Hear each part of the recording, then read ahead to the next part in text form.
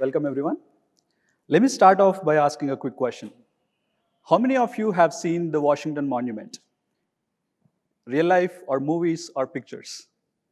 Looks like everybody. There's an interesting story that I want to share with you all to begin with. So a few years ago, National Park Services started observing more deterioration of the monument. So they wanted to understand the reasons. So the first thing they figured out was that there were harsher chemicals being used to clean the monument on a regular basis. So the first response was, let's stop using the chemicals. But then someone asked, why are we using harsher chemicals to clean the monument? They figured out there were a lot of birds doing their messy business on the monument on a regular basis. So that needed the chemicals to be used in the cleaning process. And then they followed up with the next question, why are there birds around the monument? Then they also figured out there were a lot of bugs and insects that were flying around, which the birds were feeding on. Then they followed up again, why were there bugs and insects? The lights that were used around the monument were turned on too early in the evening, which were attracting the insects to that location. So the real fix was to turn on the lights a little later in the day, which avoided insects to come to that location, birds flew away, and no harsher chemicals in the cleaning process. That stopped the deterioration of the Washington Monument. You may ask, how is this relevant for FinOps? Our cloud costs are full of bugs, birds, and lights on too early movements. We always look at the symptoms, cost anomalies, rising bills, lower margins, like the bird poop. And we react faster. We cut costs, stop projects, or panic. But cost optimization is not firefighting. It's about investigation. My name is Prudhvi. I lead the FinOps practice for Yonder. Today, I'm going to share with you some usual suspects and crack open some of the stealthy cost patterns and share smarter, not just cheaper, ways to run your clouds. So to begin with, let's talk about Yonder. Yonder is probably one of the biggest supply chain software companies in the world. To talk about supply chain for a minute, the smartphone that you guys are holding in your phone, in your hands, there's a lot of process that went behind to get that to your hands. Think of the demand process. Somebody needs to forecast the demand, and somebody needs to forecast the planning. And the parts need to be procured, and it needs to be manufactured, and it needs to be shipped to the different countries across the world at the right time, right location. And it needs to be available in the stores or online for it to be delivered to your hands. There are multiple pieces in that process, planning, transportation, warehousing, and so on and so forth. Yonder does it all. Some of the top retailers across the world, manufacturers and third-party logistic providers are customers of Yonder. So if you have been to any major grocery retailer recently or had coffee at the Starbucks, you probably used Yonder product in the hindsight. So in essence, Yonder doesn't just deliver software. Yonder orchestrates supply chain like a symphony. Think of how Beyoncé runs her concerts. End-to-end, in sync, on the cloud. Basically, Yonder, think of native SaaS meets AI-powered supply chain genius. That's basically Yonder for you. At Yonder, let's talk about FinOps and what we do here. So as we deploy supply chain solutions to our customer, we are looking at the revenue and the cost of our solutions. So at Yonder, we don't optimize cost. We optimize margins. So when I talk about margins, there are three different things that we look at. One is cost optimization, which everyone's aware of.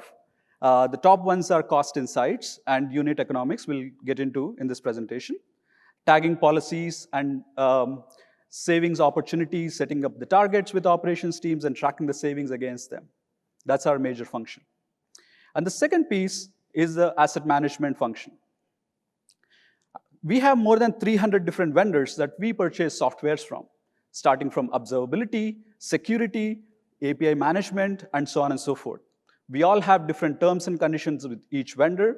There's a different consumption metric with underlying for every software that we purchase. We are trying to set up a centralized reporting process for all the different metrics, all the different vendors as well. That helps us with the renewal business cases, as well as rationalizing our usage and the softwares. Last but not the least, the margins. So margins are basically the revenue minus the cost we incur to run the softwares.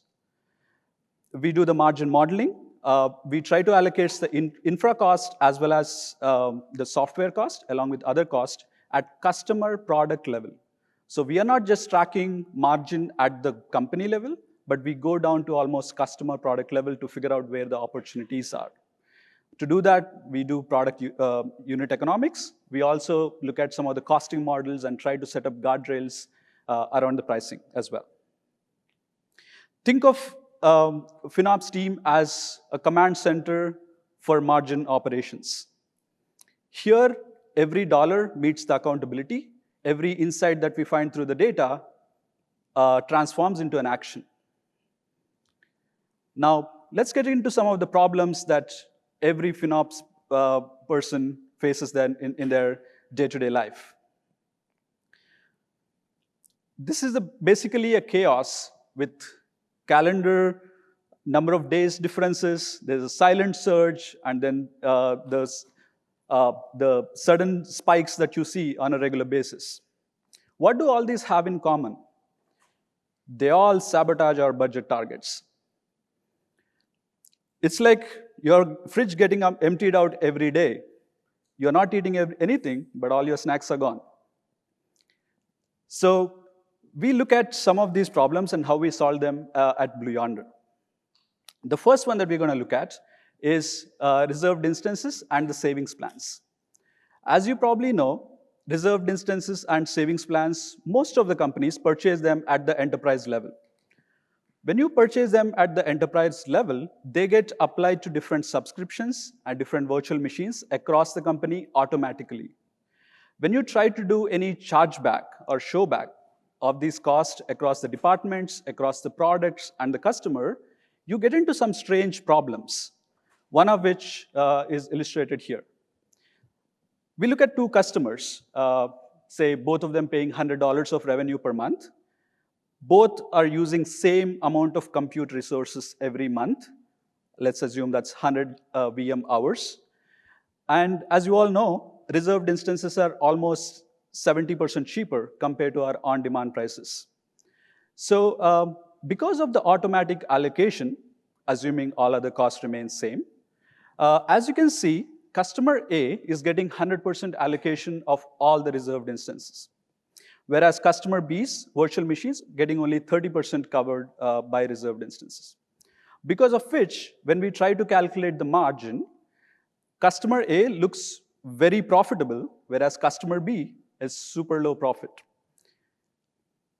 It looks like customer A is having lunch at the airport, other one is purchasing pizza at Costco.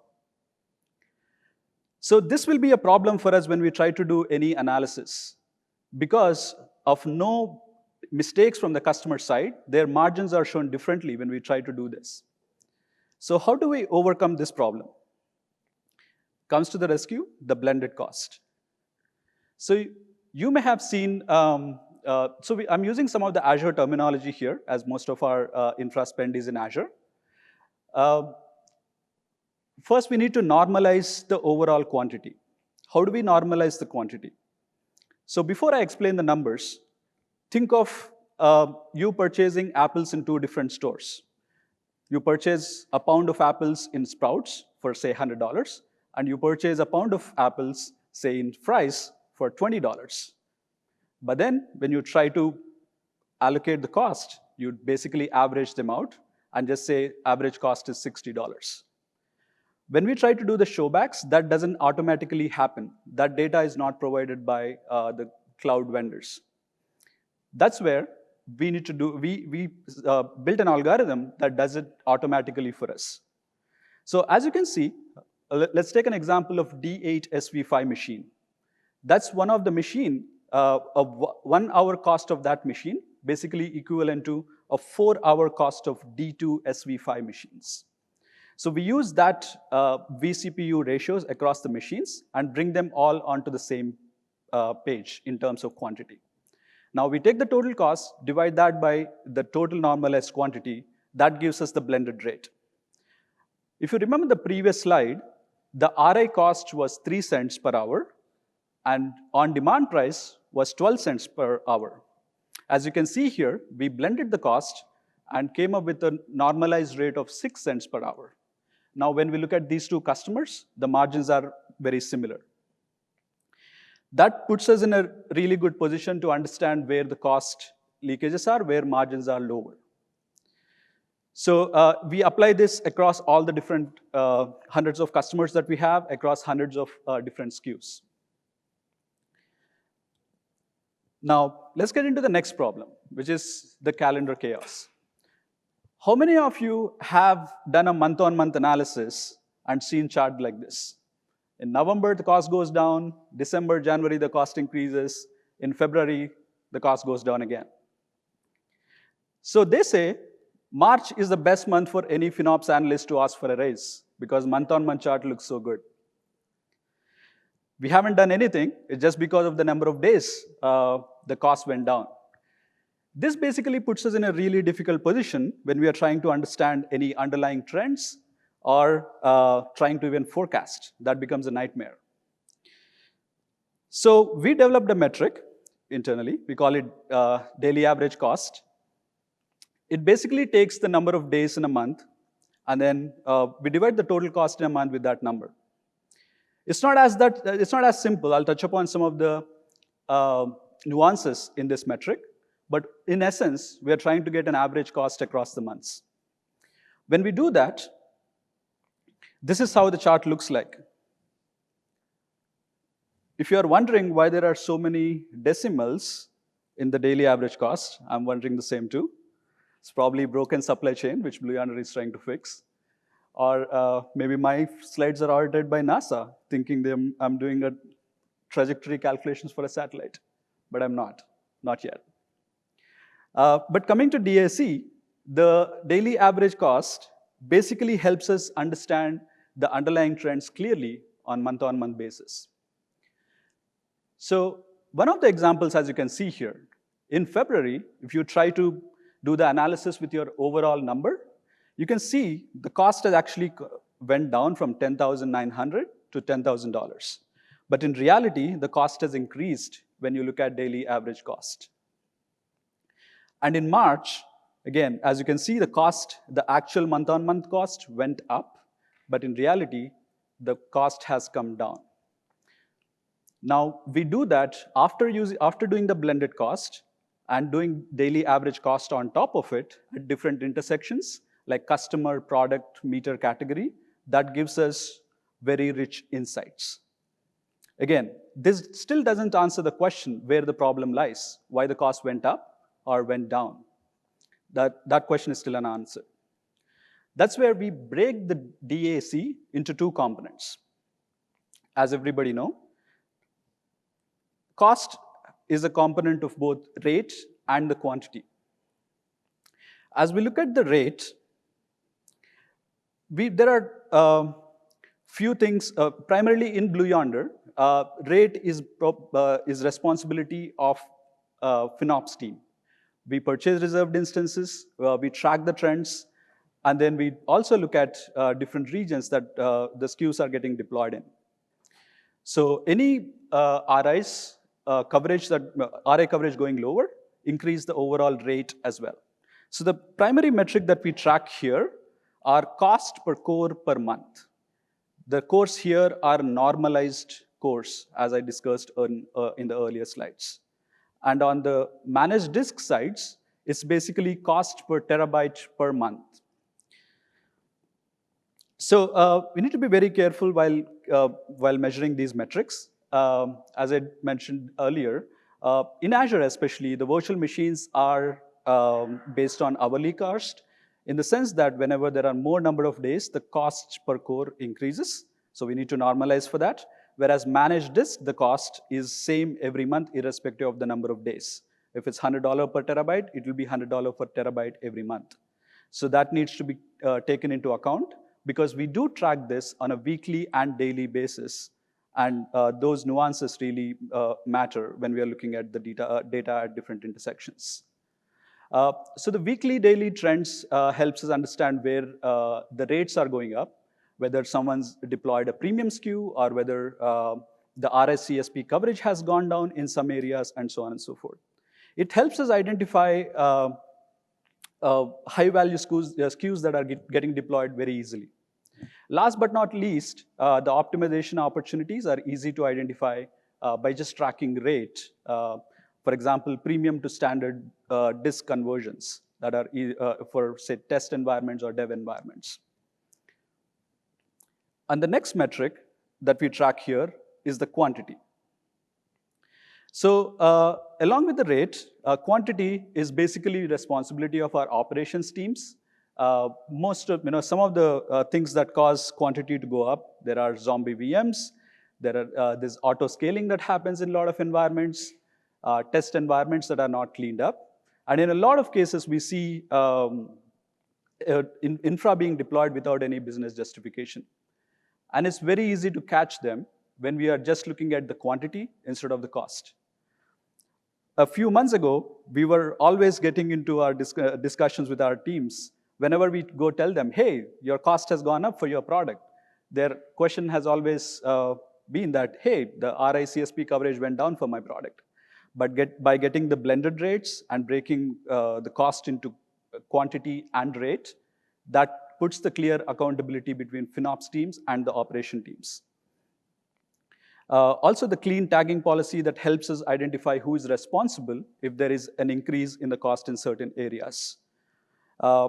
Again, we are not trying to be super proactive here, because we don't know what the teams are going to deploy, but we are going to be less reactive by using daily and weekly trends across the different products and customers.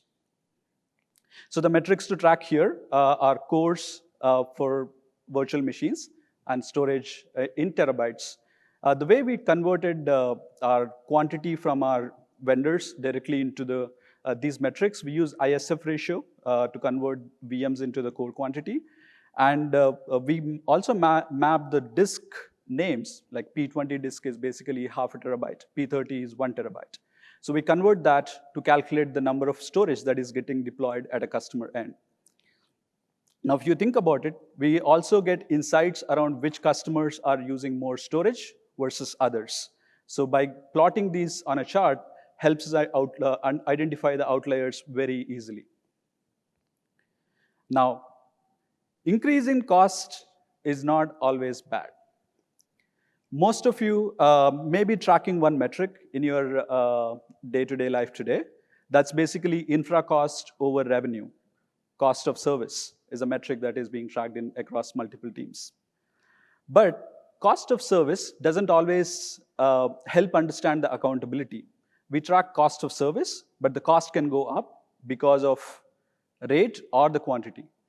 So we've broken that metric into different pieces. We do the course per revenue.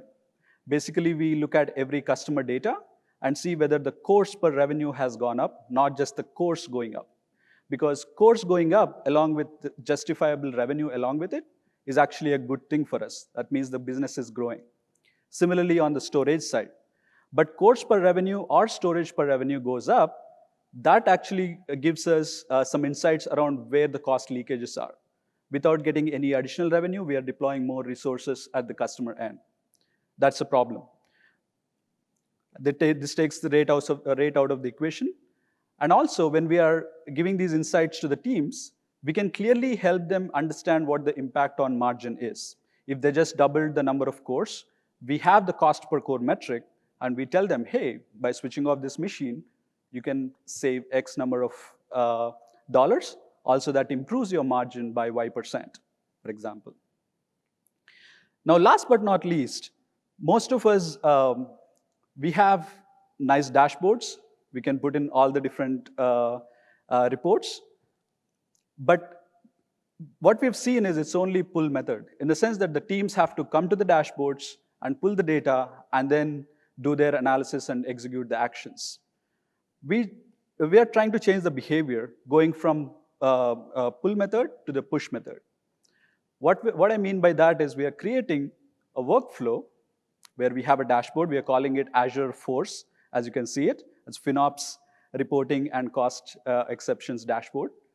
So that dashboard actually puts different thresholds for every metric that we've been tracking so far, and it creates weekly alerts. And based on the tagging that is set in place, that sends a ticket or an alert to the account owner, and the account owner has to take an action and provide the feedback back into our system, which we integrate back into our dashboard. So every month, if we see a cost increase, we know the reasons based on the feedback that we hear from our teams. This works as a walkie-talkie between us and our operation teams. So in summary, this is your cost survival kit. Start with your blended cost. That helps us understand where the costs are coming from on a regular basis, and you'll be able to do better chargebacks and showbacks. And then use daily average cost to have clean comparison of month-on-month trends, week-on-week trends, and so on and so forth. And rate and quantity splits helps you have a clean accountability between the teams and who is responsible for taking action. Last but not least, build the feedback loop so that you are sending the insights to the teams that are accountable to take the action. This basically helps you like a Fitbit. You always track, react, close loop, and take action. What else are we doing at Blue Yonder?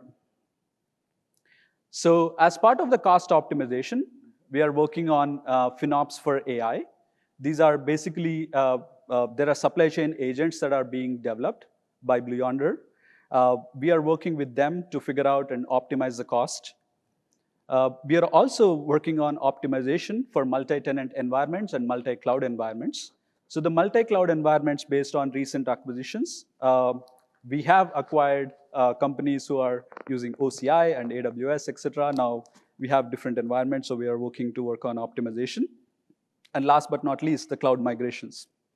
We have a large footprint on the private cloud side today, our on-prem environments. We are trying to migrate all of those customers to native SaaS solutions. So that's one of the big projects that we are working on.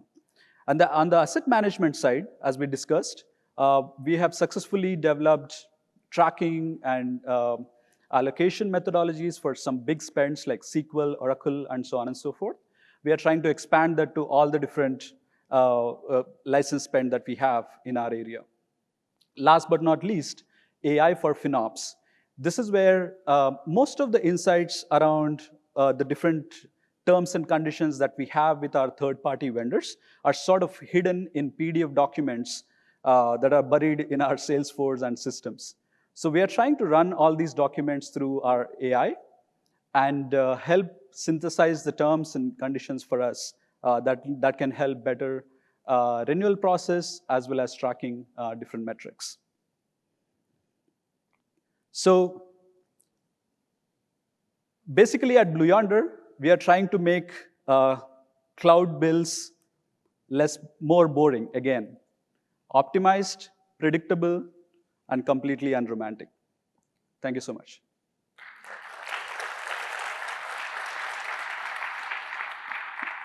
All right, Prudhvi and Blue Yonder, you have conquered cost anomalies. Congratulations. Thank you. Let's help others do the same. What are your questions, folks? So when you talk about doing the blended costs, I'm curious what tool you use or how you do that, because it feels like you're taking readily available costs and then creating crazy spreadsheets, and it's a little overwhelming to think about. Yes. So we do have our own enterprise data warehouse where we pull in data from our cloud vendors, and we store the data there, and we build our models on top of that. Thank you for your presentation. I had a question about the alert frequency. You said you had a weekly alert that goes out to your team. Is there a reason you don't have a more immediate alert, or maybe you do? Because usually with anomalies, right, we want to react as quickly as possible. So I'd be curious how you kind of handle that. Are you talking about the weekly alerts? Yes. Can you say the question again? So I'm just curious about your alert frequency, right? Because with anomalies, usually, right, we want to react as quickly as possible. Right. So I'd be curious kind of how that workflow looks for you. Like, does it go to you? Does it go to the team? And do you have more than a weekly alert?